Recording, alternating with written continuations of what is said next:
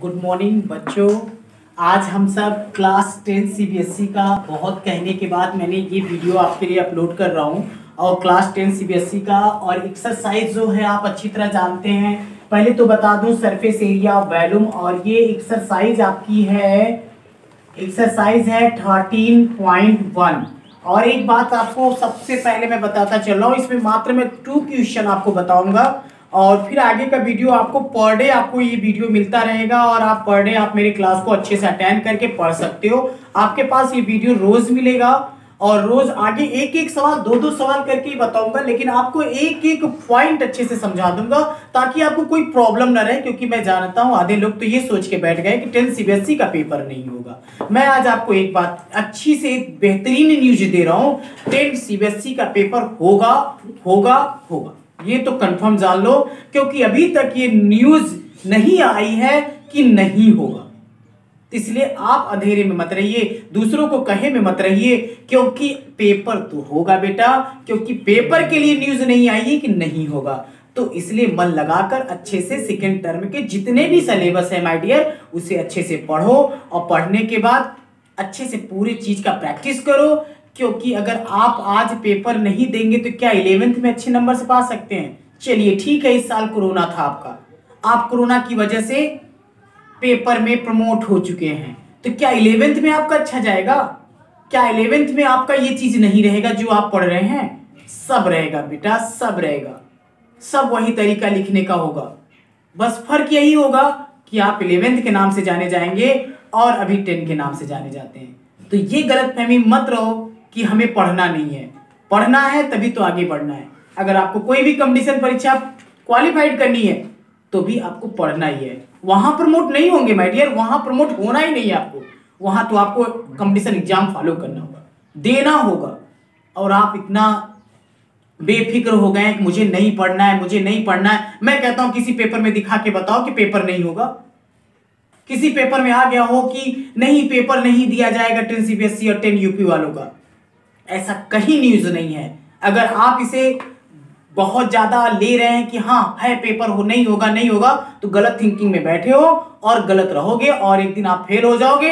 अगर 10 सीबीएसई में पढ़ने के, सीबीएसई बोर्ड से पढ़ने के बाद अगर यदि आपका परसेंटेज 45, 50, 60 रहता है तो आप बेकार हो यार, यूपी बोर्ड वालों से बेकार हो जाओगे। इसलिए अभी भी कुछ नहीं बिगड़ा है, अभी भी आपके पास 2 महीने का टाइम है, अच्छे से पढ़ाई करो। आज हम आपके पास चलते हैं 13.1, जो कि हमने सवाल भी लिख रखा है, अच्छे से रोज पढ़िए, मैं वीडियो आपको दूंगा इसका। तो पहला सवाल के पास चलता हूं, 2 cube each of volume. Cube, अब बताओ क्यूब कहां से आया? क्या 9th में नहीं पढ़ा था आपने? पढ़ा था। अगर 9th में 8th में प्रमोट तो हुए नहीं थे ना, अगर पढ़े होंगे तो तुरंत पता होगा। तो मैं क्यूब की बात करता हूं। क्यूब, क्यूब स्क्वायर का बड़ा भैया है, याद रख लो। स्क्वायर आपने पढ़ा होगा, स्क्वायर की जिस तरह से पूरी साइड अच्छे से बराबर होती है, वैसे क्यूब की भी पूरी साइड बराबर होती है। तो हम क्यूब के लिए एक छोटा सा काम करते, बड़ा भैया माने बड़ा से बनता है, कुछ लोग ऐसे भी बना देते हैं, देखिए बन गया।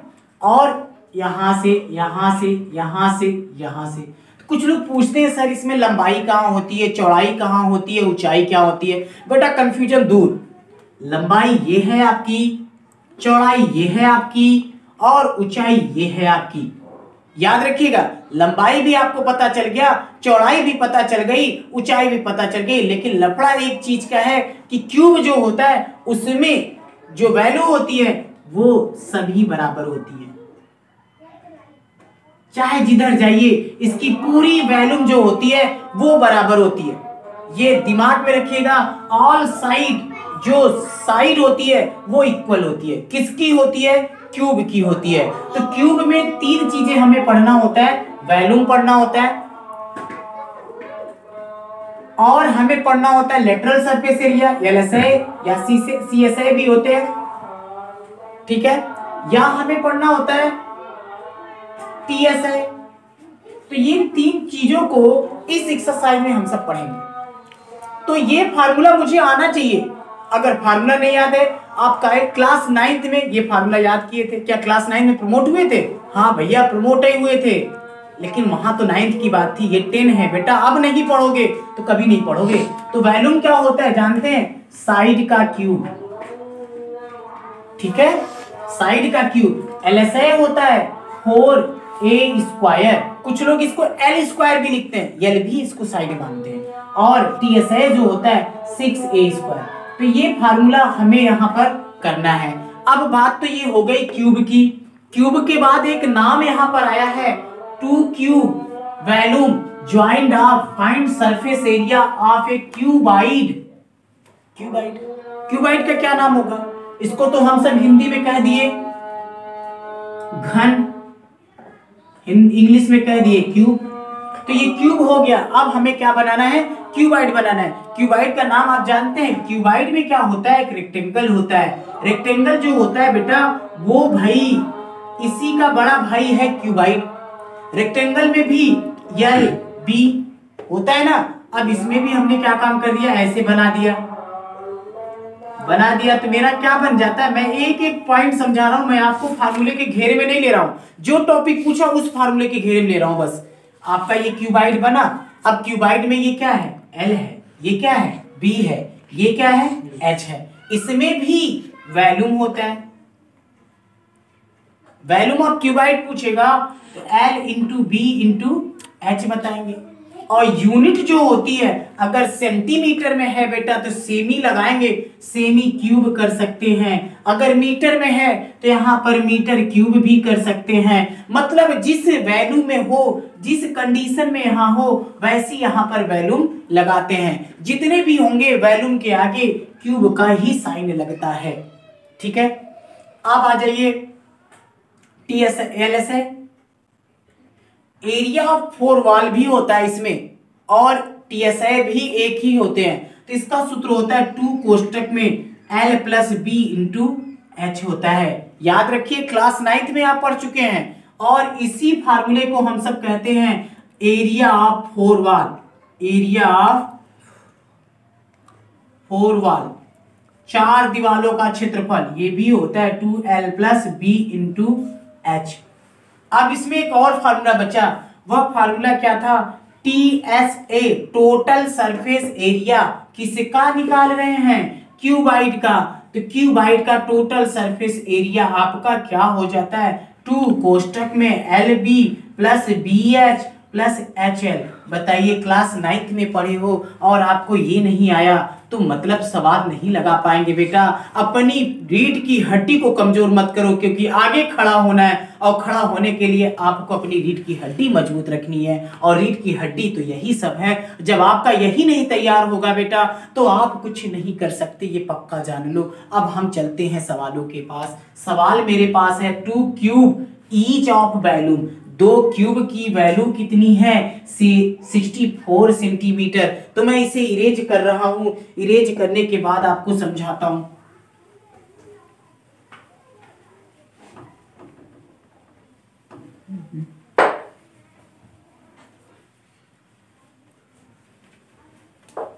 तो 2 क्यूब बनाते हैं। एक क्यूब इस तरह से बन गया, एक क्यूब इस तरह से बन गया। देख लीजिए, ये एक क्यूब हो गया।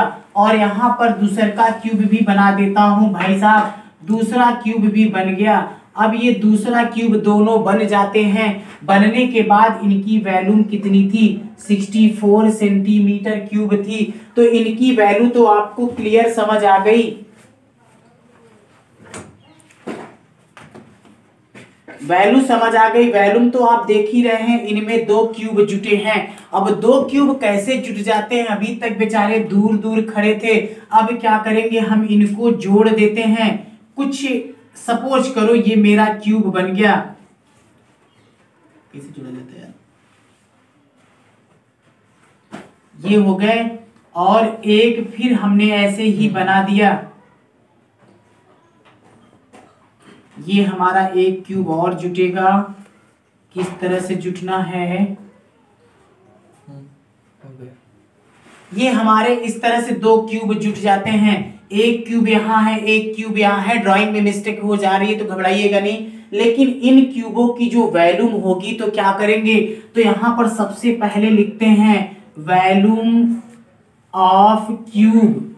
वैल्यूम ऑफ क्यूब लिखते हैं। तो इन क्यूबों की वैल्यूम ऑफ क्यूब लिख देते हैं। तो हमारे पास जो बन जाता है वैल्यूम ऑफ क्यूब कितना है 64 सेंटीमीटर। आपको फार्मूला मैं बता रखा हूं, ए क्यूब बराबर कितना 64 सेंटीमीटर क्यूब। तो ए को जैसे ही हटाओगे इसके पास अंडर रूट आ जाएगा, और अंडर रूट कितने का पेयर बनाने के लिए बोलेगा, 3 का पेयर बनाने के लिए बोलेगा। अंडर रूट कर दो 4 इंटू 4 भैया देखो 64 हो गया, आपका पेयर बन गया, यानी ए की वैल्यू कितनी आ गई, 4 आ गई। तो आपको पता चल गया ए की वैल्यू 4 सेंटीमीटर। अब इन दोनों क्यूब को ज्वाइन कर दीजिए। अभी ये दोनों क्यूब अलग अलग थे, मतलब दोनों का एक एक का वैल्यू कितना था, 64 था। तो हमने क्या कर दिया, वैल्यू तो निकाल लिया, अब ज्वाइन करते हैं। ध्यान से समझिएगा, ज्वाइन करने के लिए कुछ अलग ट्रिक से ज्वाइन करते हैं हम सब। देखिए हमें ज्वाइन करने तो नहीं बन रहा है। मान लेते हैं एक वैल्यू ये वैल्यू दोनों जुट गई, जुटने के बाद हमारे पास क्या बन जाता है, ये देखिए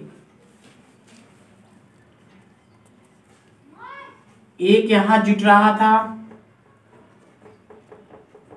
देखिए इसे आराम से जोड़िएगा तभी तो समझ आएगा। और एक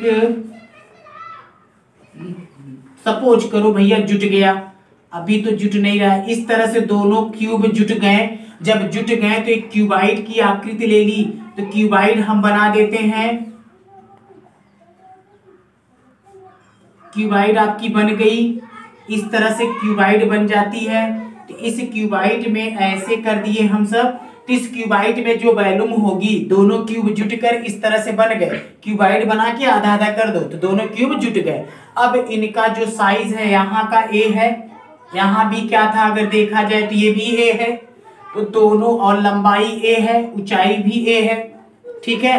अगर मैं देखूं तो इसका मान कितना भाई 4, इसका भी मान कितना 4, इसका भी मान कितना आएगा 4, इसका भी मान कितना आएगा 4। अगर ये दोनों ज्वाइंट हो जाए माय डियर, दोनों ज्वाइंट हो जाए तो ए और ए मिल जाए तो एल पैदा होता है। एल कितना हो गया 8 आ गया। और फिर ये हमने बता रखा था कि ये बी होता है, तो बी बराबर क्या हो जाएगा माय डियर 4 सेंटीमीटर। समझते जाइएगा। अब यहाँ पहुंचते हैं तो इसका नाम क्या था अगला एच, एच का नाम क्या हो जाता है 4 सेंटीमीटर। तो सब लोग फंसते यही हैं, तो यही फंसना दुश्वार होता है। ए यहाँ है, ए यहाँ है, दोनों को मिलकर पैदा होता है एल, इन दोनों से मिलता है, एक से मिलता है बी, इनसे मिलता है एच, एल बी एच। आपने तीनों वैल्यू पता कर ली। क्या पता करना है, एरिया पता करना है। कौन सा एरिया पता करना है, सरफेस एरिया पता करना है। तो भाई साहब सरफेस एरिया का तो मैंने बताया था, तो यहाँ लिखेंगे, दिख रहा होगा TSI आप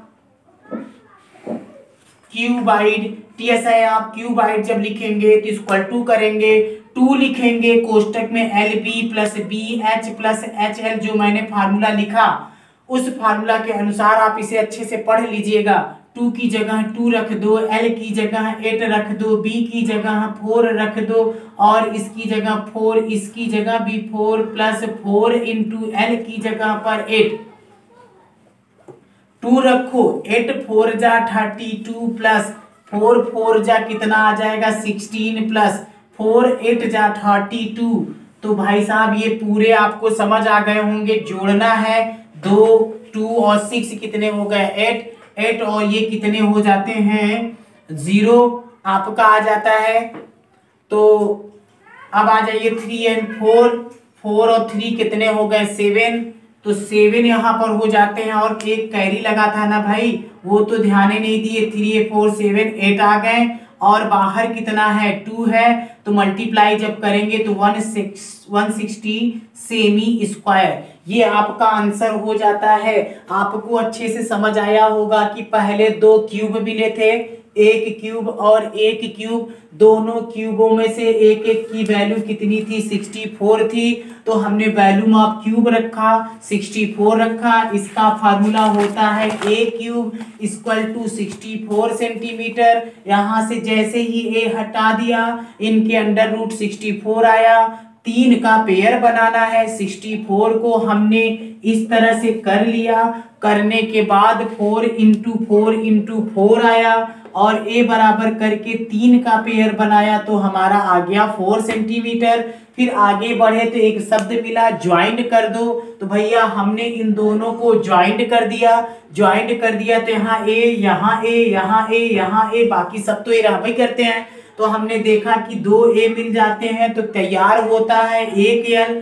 4 और 4 पूरे 8 हो गए और यहाँ पर b बराबर भी 4 हो गया, h बराबर भी 4 हो गया। फिर आपने टीएसआई आप क्यूबाइट पूछा क्योंकि सरफेस एरिया पूछा है।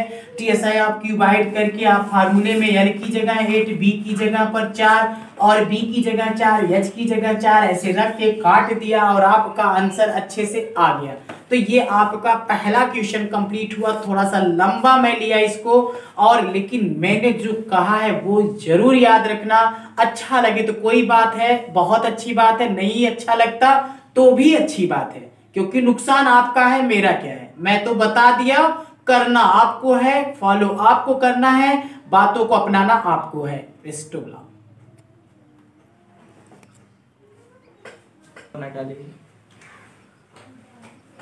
क्वेश्चन नंबर 2, जैसा कि मैंने क्वेश्चन नंबर 1 बताया, थोड़ा ज्यादा टाइम लिया, घबराइएगा नहीं। 1 को बाद 2 को मैं बहुत जल्दी बताने वाला हूं। A vessel in the form of the hello. Hello का मतलब जानते हैं? हैलो मतलब कटोरिया आधा वाला होता है।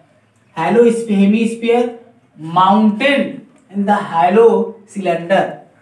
एक सिलेंडर है, सिलेंडर के ऊपर एक हैलो सिलेंडर माउंटेड है।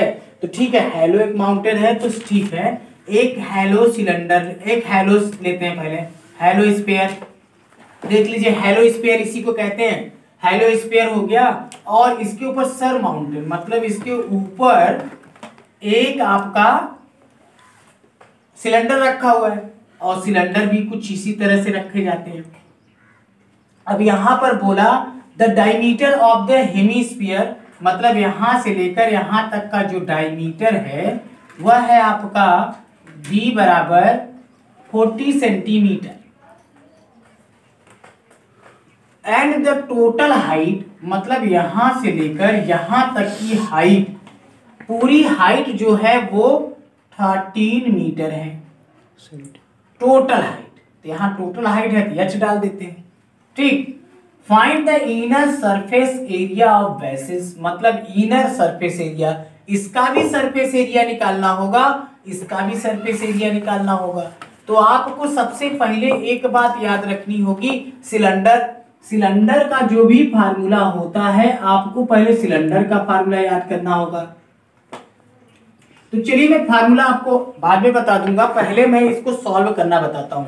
आप इसका कुछ नाम दे दीजिए, इसका नाम दे दीजिएगा, नाम दे देते हैं ए और ये बी और यहां पर एक पॉइंट होता है ओ, यहां पर भी एक पॉइंट होगा ओ डैश और ये हो गया सी और डी। ठीक है। अब आप यहां से ये फिगर समझ आया, फिगर था एक हैलो सिलेंडर, हैलो हेमिस्फीयर और हेमिस्फीयर पर एक सिलेंडर रखा हुआ है जिसकी पूरी हाइट 13 है और d इक्वल टू 14 सेंटीमीटर है। तो डायमीटर है, तो डायमीटर जब 14 होगा तो r कितना होगा बेटा? 7 सेंटीमीटर। हर समय जो r होता है वो आधा होता है। जैसा कि आपको ये सब फार्मूला जो मैं बताना है वो आपको अगले वीडियो में मैं बता चुका हूं, इससे पहले भी एक वीडियो है उसमें मैं बताया हूं। और यहां से लेकर यहां तक की जो हाइट होगी इसकी, तो h ये भी आ रही होती है, चाहे इधर जाओ तो भी r, चाहे इधर आओ तो भी रेडियस, चाहे इधर आओ तो भी रेडियस, जिधर भी जाओगे उधर ही रेडियस। तो यहां तक की जो हाइट होगी, मतलब इसकी जो हाइट यहां तक होगी तो इतना कट जाएगा। जब इतना कट जाएगा तो सिर्फ बचेगा किसका? सिलेंडर का बचेगा। तो हम किसकी हाइट पता कर लें? BD इक्वल टू, BD की हाइट पता करते हैं तो BD में 13 में से माइनस कर दीजिए किसको? यहां से लेकर यहां तक की हाइट कितना थी? 7 थी। तो BD जो आ जाती है वो आपकी आ जाती है 6 सेंटीमीटर। किसकी 6 सेंटीमीटर आई? तो h बराबर कितनी आ गई? 6 आ गई। और सेंटीमीटर है तो सेंटीमीटर गिफ्ट में मिला है तो लगा दो। ये आपका पूरा हो गया। अब सवाल को सॉल्व करते हैं। अब हम सब लिखते हैं, पहले किसका निकाल लेते हैं, पहले हम इनका निकाल लेते हैं। तो चलिए इसका हम लिखते हैं area of cylinder, area of cylinder. तो सिलेंडर कहाँ है आपके, सिलेंडर का सूत्र होता है एरिया ऑफ सिलेंडर, जिसे हम सब LSA भी बोलते हैं, ठीक है। तो इसका होता है 2/RH, 2 की जगह 2 रख दीजिए, पाई की जगह 22/7 कर दीजिए, R की जगह पर हम कितना रख देते हैं, 7 रख देते हैं, H की जगह पर इसका अलग से H आया है तो यहाँ रख देते हैं 6, 7 से 7 कट जाता है और ये मल्टीप्लाई कर दो, 44 आ जाता है, इंटू 6 हो जाता है, तो आपका टोटल आ गया 6 4 जा 24, 6 4 जा 24 और 2 26 सेमी स्क्वायर। ये किसका आ गया, एरिया ऑफ सिलेंडर का आ गया। अभी एक चीज बाकी है, अब इनका निकाले तो इनका भी निकालते हैं, area of hemisphere, area of hello hemisphere, hello hemisphere, hemisphere. तो इसका भी सूत्र हम बता देते 2πr स्क्वायर हो जाता है, पूरा गोला का 4 होता है, आधे गोला का 2 होता है, तो 2πr, 2 की जगह पर आपने 2 रखा, पाई का मान 22/7 रखा, r का मान 7 इंटू 7 कर दिया, 7 से 7 कट गया। अब आप देख सकते हैं 44 इंटू 7 इक्वल टू 7 4 जा 28, 7 4 जा 28 और ये 2 ये आ गया। तो ये दोनों के हमें पता चल गए। तो टोटल इनर डायमीटर, अब आगे का हम सब निकाल लेते हैं, टोटल निकाल लेते हैं, टोटल हमारा जो निकल आएगा वो कितना होता है वो देखते हैं। तो टोटल के लिए हम क्या लिखते हैं, जब टोटल के लिए लिखना होगा तो क्या लिखना है, inner surface area of basis. अब हमारा अगला जो टॉपिक होगा, पहला इन दोनों का निकाल लिए, अब लिखते हैं, यहां पर लिखते हैं, थोड़ा सा जगह का दिक्कत है, यहां लिखते हैं inner surface area of the vessels. ये वेसल्स का मतलब होता है इसमें सिलेंडर भी है और ये हेलोस्फीयर भी है, इन दोनों को मिलाकर एक नाम दे दिया गया वेसल्स। तो एरिया ऑफ किसका, एरिया ऑफ सिलेंडर, यहां लिख देते हैं एरिया ऑफ सिलेंडर कितना है आपके पास 264, और एरिया ऑफ हेलोस्फीयर कितना है आपका, इतना हो गया 2, और ये 7 का ही होगा भाई, 8 4 जा 8 4 12 एंड 7 यहां पर कितना, यही आपका आंसर हो गया। ये आपका था 572 सेमी स्क्वायर। तो कैसे मैं लगाया फिर से समझ लो।